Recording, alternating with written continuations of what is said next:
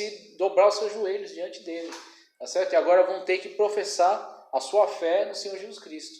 Agora, para os judeus de hoje, eles querem seguir, muitos deles querem seguir fiéis à lei de Moisés apenas. Muitos judeus da atualidade têm se convertido.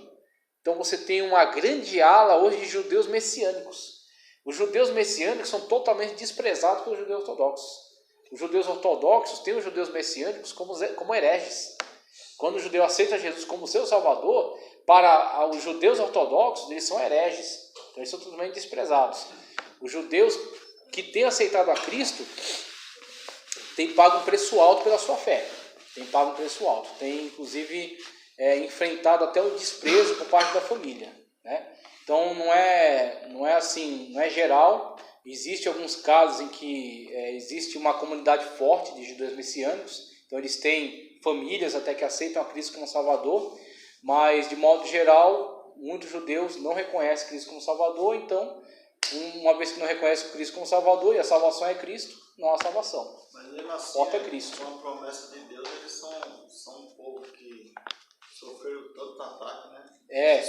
E sobreviveram, pois é. Muito rápido. Hoje os maiores cientistas são israelenses, o São. mais rico do mundo são eles. Existe até... A riqueza do mundo, a maioria está na mão deles. Entendeu? Inclusive, você tem um lado espiritual, como você mesmo falou, da bênção de Deus sobre o seu povo. Deus não pode revogar. E você tem também um lado sociológico também, dessa questão desse crescimento deles. Por quê? Os judeus que a gente está vendo aqui, quando eles se espalharam pelas nações, aí você vai ter várias ramificações dentro do judaísmo, tá ok? Você vai ter várias linhas de judaísmo.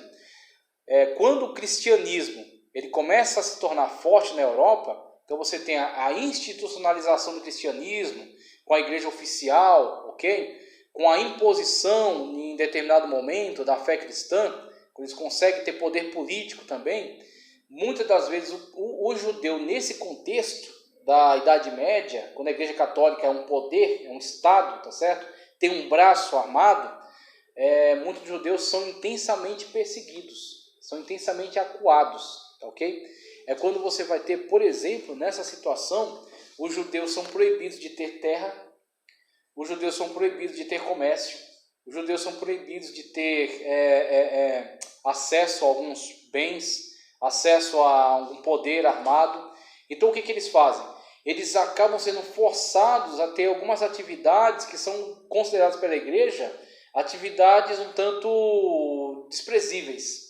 Por exemplo, os judeus lidam muito com atividade monetária. Então, quando você tem na Idade Média os vários feudos, a Europa fragmentada, vários feudos, cada feudo tem a sua feira. Então, os produtos da terra, as manufaturas que eles fazem, comércio. E você tem grupos que circulam entre os feudos, promovendo essas feiras. Pega o produto de um lugar, leva para o outro, pega aqui, leva ali, vende e tal. Quando você sai de um feudo, você vai para o outro, geralmente você tem um problema. A moeda de lá e a moeda daqui. Não tem uma moeda, não tem um sistema monetário unificado. Cada feudo tem a sua moeda. Então, quando vem uma caravana de um feudo e vai entrar no outro, ele tem o problema da moeda. Que ele tem a moeda de lá. Quem faz o câmbio? Judeus. Que não pode ter a banca na feira, não pode ter terra para plantar, não pode isso, não pode aquilo. Eles ficam de fora da atividade do feudo, mas eles ficam na atividade monetária. Aí eles fazem o câmbio. No câmbio, eles conseguem o dinheiro. A Igreja Católica proíbe proíbe a usura, proíbe os juros. Quando o cara precisa de empréstimo, há juros, onde que ele vai procurar? No judeu. Aí vai no judeu, pega dinheiro emprestado e paga com juros. Tá certo? O judeu recebe esse dinheiro. Exatamente, safra. As grandes instituições bancárias são judeus. Exatamente. Então, a gente vê que desde Jacó foi mesmo sendo mentiroso, trapaceiro lá, né? Trapaceou tudo, fez Sim. E Deus já começou a prosperar desde as ovelhas, quando ele exatamente propôs lá, tudo que sair malhado é minha. E até hoje, por isso que esse povo restringe ele, porque tudo que eles colocam a mão para fazer, eles crescem, eles prosperam. Estava no Egito, vamos matar os meninos porque estão crescendo demais, está prosperando demais. Agora, aonde põe a mão prospera, porque a bênção de Deus acompanha. Outra coisa que eles têm também, eles estão um grupo muito coeso. São um grupo assim, muito coeso. Exatamente. Então, o que acontece? Como os judeus eram um grupo desprezado na sociedade, eles tinham que ficar isolados nos guetos, tá ok? Então, quando você está no gueto, você tem que se virar ali dentro. Então, lá, os judeus tinham que ser os médicos, os juízes, os professores, a autoridade, tudo que você tem num estado em volta, os judeus tinham um pequeno estado, dentro deles mesmos. Entre eles. Então, o que acontece? Com essa mentalidade, como isso foi preservado, na atualidade você tem uma ajuda mútua muito forte entre os judeus. Enquanto você tem, que outro grupo da sociedade tem isso? Ajuda como os judeus, um grupo coeso, você tem os maçons talvez, mas japoneses entre si, né? Mas os judeus... Mandar dinheiro anualmente para lá. Para Israel, para ajudar onde quer que judeus esteja lá. Exatamente. Ele manda 10% disso lá. E aonde tiver um judeu com necessidade, ele vai encontrar outros judeus para ajudar.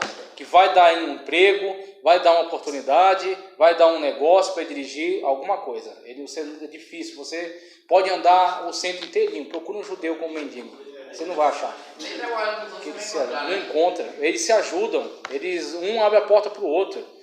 Eles sempre tiveram essa mentalidade de se ajudar, porque sempre foram excluídos dos outros meios.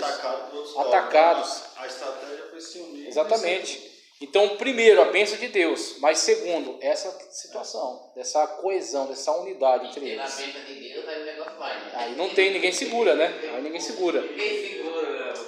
Olha só, na 46, lá em cima ainda, ó.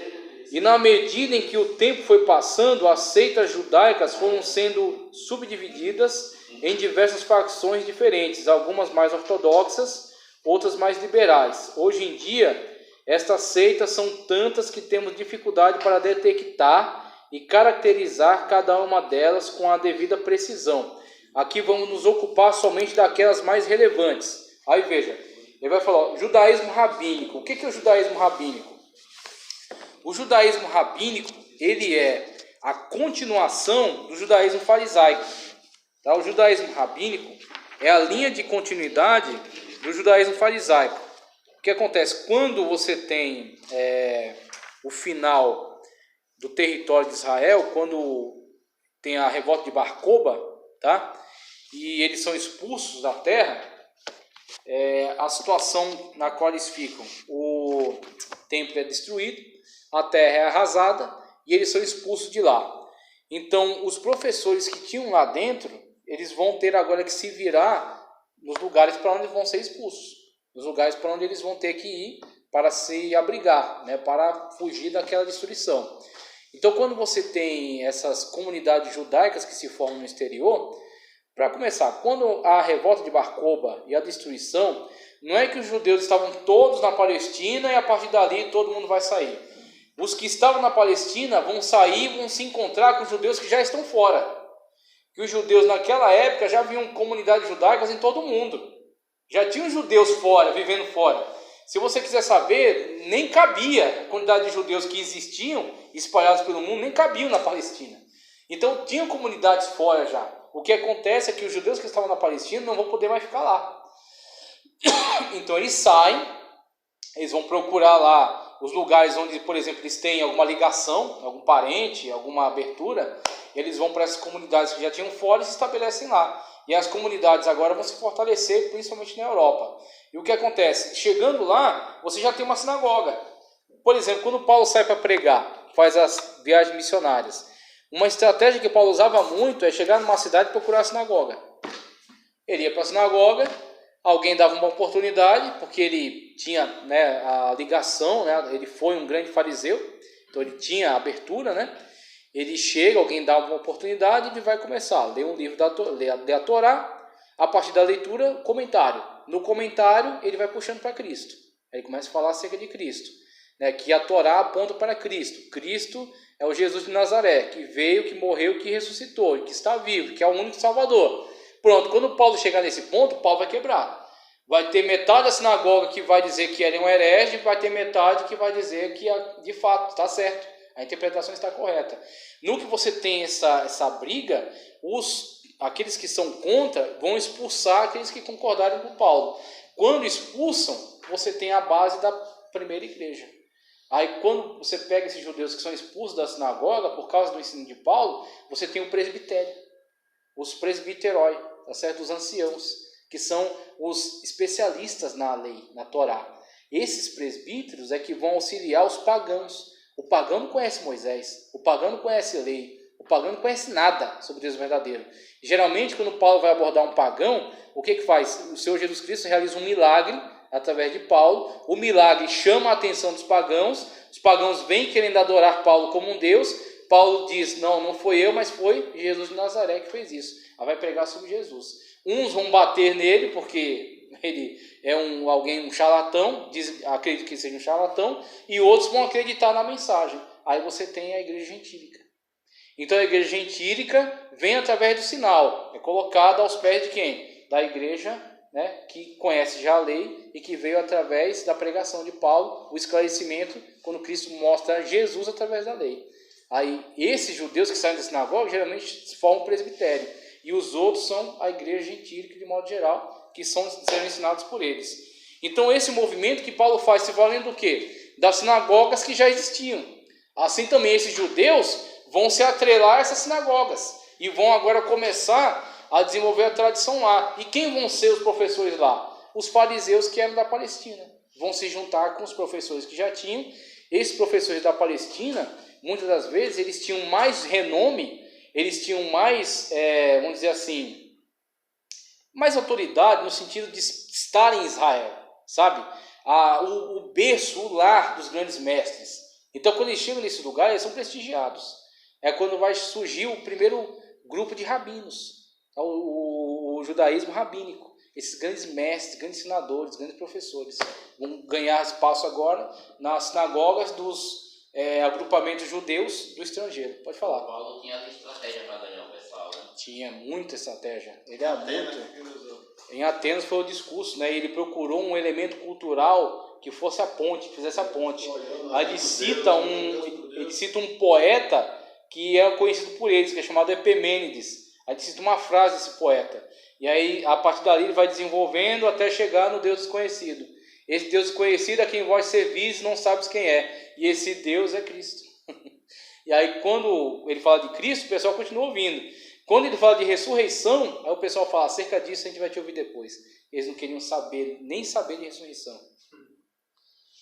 Tem outro homem que tem assim uma estratégia parecida com de Paulo, depois da história? Olha, como Paulo, teve o Apolo, que também era veemente, tinha muita veemência na pregação. Mas como Paulo, acho que não teve não. De tanta estratégia, claro, teve os alunos dele, né? Ele formou Timóteo e formou Tito. Acho que esses dois continuaram com a estratégia que Paulo abordava. Inclusive, Paulo deixa Tito em Creta. E Creta foi um trabalho certamente muito difícil para Tito. Paulo mesmo alerta ele que os cretenses são considerados pessoas assim complicadas, difíceis. E Paulo deixa Tito em Creta, mas sabendo que preparou. Primeiro Paulo fez a abertura do trabalho, né? Fez o primeiro evangelismo, depois deixa Tito para dar continuidade. Mas eu acredito que os dois alunos dele. Mas o outro, eu acredito que não. Não tem, não. Acho que não. Como Paulo, não. Judaísmo rabínico é a continuidade do farisaísmo, né, que existia dentro da terra de Israel. Judaísmo ortodoxo, que vai surgir depois. E aí você tem o judaísmo ortodoxo, ele tem a linha...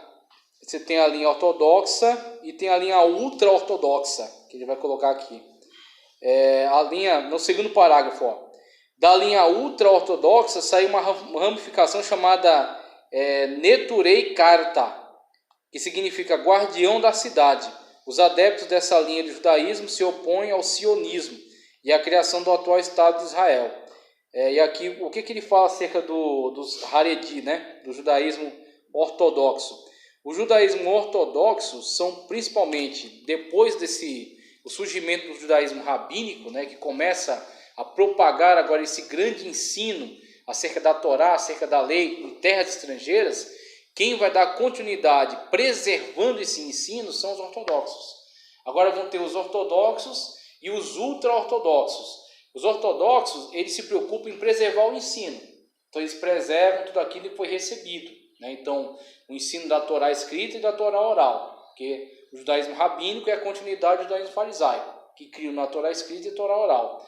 O judaísmo ultra-ortodoxo, além dessa preservação do ensino, eles ainda têm uma mentalidade na qual o Israel só pode ser restabelecido à terra não por um movimento político, mas por um movimento messiânico. Então eles dizem, olha, o único que pode restabelecer Israel de volta à terra é o Messias quando ele vier. Então eles estão nessa expectativa da vinda do Messias para restabelecer os sacrifícios, estabelecer Israel como uma nação superior a todas as demais, né, governando todos os povos. Então estão nessa expectativa. Então eles têm uma reação negativa em relação ao movimento político que surgiu depois da Segunda Guerra Mundial, chamado sionismo.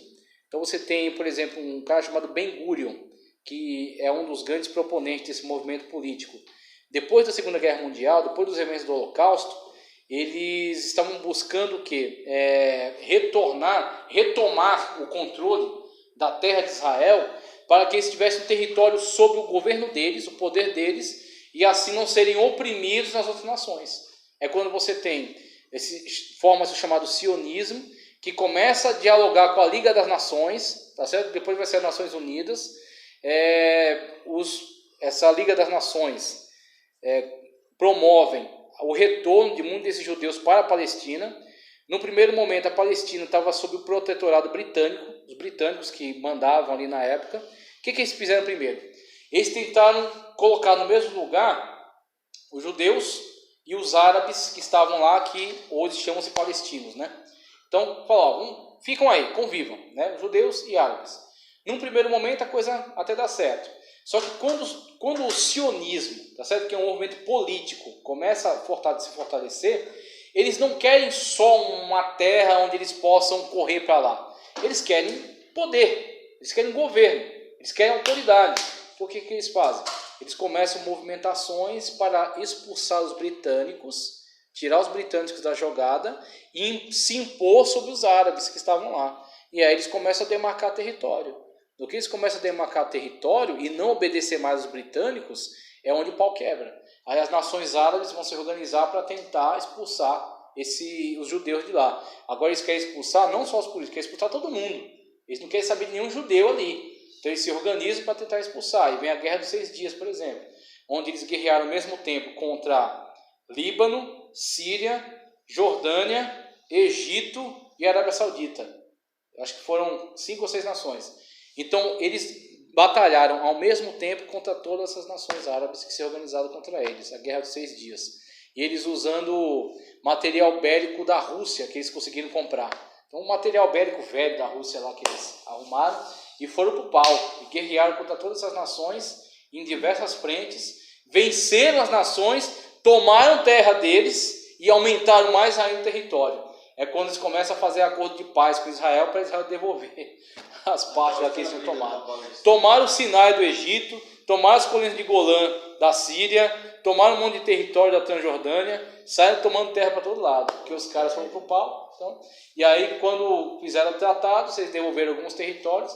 As colinas de Golã eles não devolveram, eles continuam estabelecidos lá, porque é um lugar muito estratégico. Os Sinais devolvendo para o Egito, e aí estabeleceu-se ali como uma nação. Mas no primeiro momento foi muito difícil para eles. Então o sionismo promoveu o retorno e o estabelecimento de Israel como um Estado, um país, uma autoridade. E esses judeus ultra-ortodoxos não concordam com esse movimento político. Eles dizem que Israel tem que ser promovido como um resultado de uma intervenção do Messias e não da política. Então, de modo geral, o ortodoxo vai em linha de continuidade com o judaísmo rabínico. Esses opositores são fáceis de ser enganados pelo anticristo. Sim. Eles vão se aliar a esse... Facilmente, porque o anticristo vai promover aquilo que eles querem. Exatamente. Então, quando eles forem dar essa promessa a eles da reconstrução do templo, vai ser assim, tudo que eles queriam. E aí vão se associar, e somente no meio, né, da 7 semanas, no meio da 70ª semana, né, somente no meio é que o anticristo vai se impor como Deus, e aí eles vão rejeitar, porque eles são ortodoxos, eles são ultra-ortodoxos. Então, quando o cara intencionar ser adorado como Deus, ele fala, não, de forma alguma, né, a gente só adora Jeová, e aí o pau vai quebrar, e aí que ele vai tentar impor o seu domínio. Então, ortodoxos, ultra-ortodoxos, conservador. Olha só. Conservador. Como segundo maior movimento da religião judaica, nasce na Alemanha, do século XIX, o judaísmo conservador. Também chamado de judaísmo histórico, ou judaísmo massorético. Da Alemanha se expandiu para os Estados Unidos, onde teve grande aceitação da comunidade judaica, fazendo com que o movimento crescesse rapidamente. Trata-se de uma linha flexível e moderada do judaísmo que fica entre o judaísmo ortodoxo e o judaísmo reformista. Não é tão fundamentalista como os ortodoxos, mas também não é tão liberal como os reformadores. Seguem a Torá, olha só, seguem a Torá e a lei oral. Entende que as duas são válidas, Torá e lei oral. Porque entendem que ambas foram recebidas por Moisés diretamente do Deus de Israel. Esta modalidade de judaísmo está inserida no grupo do judaísmo liberal. O núcleo do judaísmo conservador é bastante flexível às tendências modernas. Está disposto a repensar alguns preceitos da lei e fazer algumas mudanças necessárias de acordo com as circunstâncias. Cada comunidade é livre para fazer mudanças necessárias. Então, eles lidam com a lei de uma forma um pouco mais frouxa, né? De uma forma um pouco mais moderada. Então você tem o judaísmo que vem desde a origem, o judaísmo rabínico, o judaísmo ortodoxo dá continuidade ao judaísmo rabínico. E o judaísmo conservador, ele entende como válidas a lei oral e a escrita, entende como valores, algo válido, algo verdadeiro.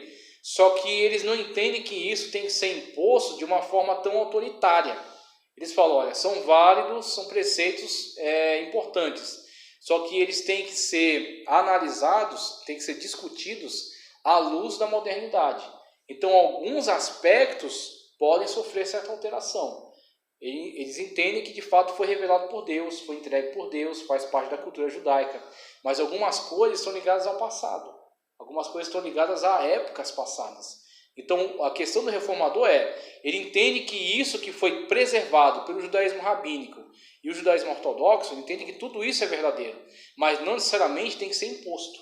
É verdadeiro, mas pode ser reavaliado para adaptar-se à situação da atualidade, adaptar-se à situação do momento. Tá, ok? Então, temos aí o judaísmo conservador. Judaísmo reconstrucionista. O movimento judaico reconstrucionista é uma subdivisão do judaísmo conservador, que surgiu na primeira metade do século XX. Esse sistema de judaísmo também está inserido no grupo do judaísmo liberal. Esta modalidade de judaísmo entende que os costumes e as tradições servem apenas para manter viva a identidade do povo judeu. Seus adeptos não são obrigados a cumprir normas e preceitos da Torá, nem do Talmud. Torá e Talmud, a gente vai ver daqui a pouquinho a importância dos dois. Nem acreditar em qualquer ato sobrenatural, mas também não proíbe ninguém acreditar. Ou seja, o que é esse judaísmo reconstrucionista? Ele é um desdobramento do judaísmo conservador. Então você vai ter, ao longo da história, uma amenização. Os caras vão passando por transformações a partir do contato com diferentes culturas e a partir da influência de mudanças da época. Então você tem com o movimento iluminista, o movimento liberal, né? Você vai ter algumas comunidades de judeus que vão entender que as tradições elas são válidas, elas são importantes, mas elas não necessariamente devem reger a vida na atualidade. Então a questão desse judaísmo reconstrucionista é colocar essa questão da Torá oral e da escrita como valores culturais. E aí é onde você vai surgir, por exemplo, o Zaqueu falando no começo da aula sobre o Silvio Santos. É um cara que ele dá valor à sua história, dá valor às suas origens, mas ele entende que não por isso ele tenha que viver de acordo com essas tradições de origem. Então ele fala, olha, tudo bem, eu acredito na Torá, eu acredito em Deus, eu acredito no povo de Israel, eu acredito que tudo isso são valores culturais, mas hoje a coisa é diferente. Mas o mundo mudou, as situações mudaram. Então ele pratica, por exemplo, ele celebra um Pessach, né? Ele circuncida o seu filho, ele é circuncidado muitas das vezes, né? Ou se tem outros judeus que não circuncidam, ele também não recrimina, ele convive bem com eles. Ele entende que pode até guardar um cerimonial, mas não necessariamente tem que se ver obrigado a guardar todos. Então, por exemplo, um cara que não guarda o sábado, judeu e não guarda o sábado. Por que surge uma situação dessa e por que ele se sente bem com isso? Ele está muitas vezes no movimento desse, movimento de judaísmo reconstrucionista. Ou seja, é um judaísmo, não negou o judaísmo, não negou o valor, né, dessas tradições, mas ele entende que isso tem que ser repensado, reconstruído. Construído a partir do quê? A partir da modernidade, a partir daquilo que é necessário para hoje. Então, o judeu, quando você fala a palavra judeu, você tem que encarar que em torno desta palavra existem diversas variantes. Existem judeus que nem sequer creem em Deus. Então, são judeus porque nasceram dentro de uma família judaica, tá certo? Uma linhagem judaica, mas não necessariamente professam a fé. E mesmo quando professam a fé, você tem que ver em que ramo que ele está do judaísmo. Sendo um judaísmo rabínico, ortodoxo, ultra-ortodoxo, conservador, reconstrucionista. Reconstrucionista entende que é necessária uma modernização, pode sim ser repensado a forma do judaísmo. Então tem várias linhas de judaísmo, tem várias maneiras de exercer. Mas não todos evangélicos, tem gente que não na família evangélica. Quantas variações de evangélico? Mas não é evangélico. Você chega até o ponto de você ter grupos que promovem até uma pornografia evangélica. Já parou para pensar nisso? Que existem pessoas que produzem pornografia e se dizem evangélicas ao mesmo tempo? Sendo que para nós isso é algo assim excludente. Ou você é evangélico e promove uma santificação, ou você é ímpio e entra pelo caminho da prostituição, da pornografia. Alguém chega para você e diz, não, eu sou evangélico e faço pornografia, produzo pornografia. Como é que o cara consegue conciliar as duas coisas? Você vai ter um movimento liberal, né? Um movimento de reinterpretação. Então o cara muitas das vezes vai pegar a Bíblia Sagrada e vai alegorizar. Vai dizer, não, aquilo que Jesus falou é um princípio moral, mas não necessariamente é uma regra para a vida. Então eu acredito nisso, eu promovo um bem-estar, eu amo o próximo, eu amo a Deus, tá certo? Eu não mato ninguém, eu trabalho. Então ele entende que essas são as regras necessárias, as outras não precisa seguir. A mesma coisa, o judaísmo, acontece isso. Então a gente está vendo aqui as variações pela qual o judaísmo vai passando ao longo da história. Judaísmo reformista, por considerar a Torá e os antigos costumes tradicionais coisas ultrapassadas, aqui já está entrando assim, não é nem que pode ser ou pode não ser, é ultrapassado e pronto. Então, é os caras que estão reformando o judaísmo. Os judeus reformistas criaram na Alemanha, no século XIX, o judaísmo reformista, também chamado judaísmo liberal, o judaísmo progressista. Então, o cara diz que está num progresso, né, avançando para o futuro, é isso que ele entende. Embora respeitem alguns mandamentos por considerar válidos contemporaneamente, não se obrigam. Então a coisa é essa. Ele respeita aquilo que ele acha que tem que respeitar, mas ele não se vê obrigado a seguir nada disso. Judaísmo humanístico. Embora esteja inserido na cultura e tradição judaica, o judaísmo humanístico não tem nenhum envolvimento com a religião judaica. Para o judeu humanista, a religião judaica é apenas um item da história e da cultura. O judeu humanista é o cara que embarcou naquele movimento humanístico que promove as ciências, que promove a razão, tá ok? Então ele tem os elementos da sua cultura como tradição apenas, não como fé. Então ele não diz que ele tenha que acreditar nem em Deus para ter essas tradições. Então ele fala, olha, eu sou ateu e sou judeu ao mesmo tempo. Deus, na verdade, é uma invenção dos antigos, que não tinham ciência, não sabiam explicar as coisas. Então o cara, ele tem todo aquele aspecto, né, de judeu, está numa família judaica, celebra lá alguns eventos, mas quando você pergunta para ele por que ele está fazendo, ele fala, é uma tradição da minha família. Mas, só parar também... As mulheres participam também do deles? As mulheres. Alguns. Então você tem alguns ramos liberais que a mulher tem mais abertura.